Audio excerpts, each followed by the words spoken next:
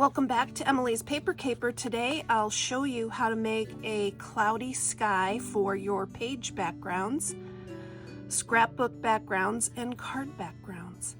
First, I want to show you a couple of the pages in my Artisan journal prompt. Our week 8 prompt was hearts. I had a fun time drawing in lots and lots of hearts on these pages. It took quite a bit of time. And I also included a Valentine that I got from my friend Renee. It is very, very cute.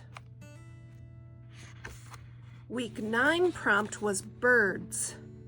This is where I created the cloudy sky background, and I'll show you how to make your own template. For the prompt birds, I drew and cut out some silhouettes of birds. I stamped some birds, and I also used some coloring stickers of birds. And I had a lot of fun creating this. I thought the cloudy sky was a perfect backdrop for these flying birds. And let's show you how I did that. You can create a cloud template.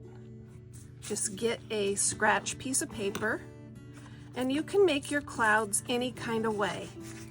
It is fun to just freehand some cloudy type shapes using a paper scrap.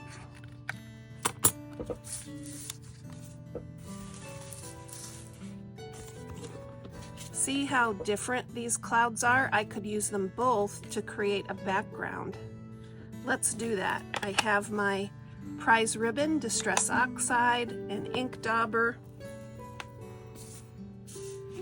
and we will just start creating some clouds in this sky.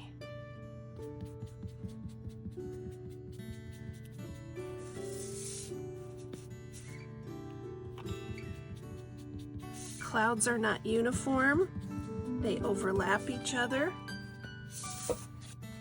and by turning this over, I can get a variety to those shapes in the sky. And if you've made 2 cloudy sky templates, you can also get some different shapes in there.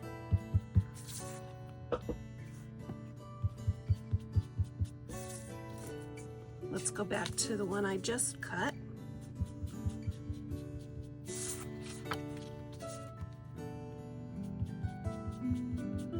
This is fairly quick and easy, but creates a lovely pattern. Now you can also buy cloud templates, and that is all great, but why buy something if you can just make one and use your paper scraps? Let me know if you have any questions. I would love to hear from you. Keep on scrapping, stamping, and paper crafting.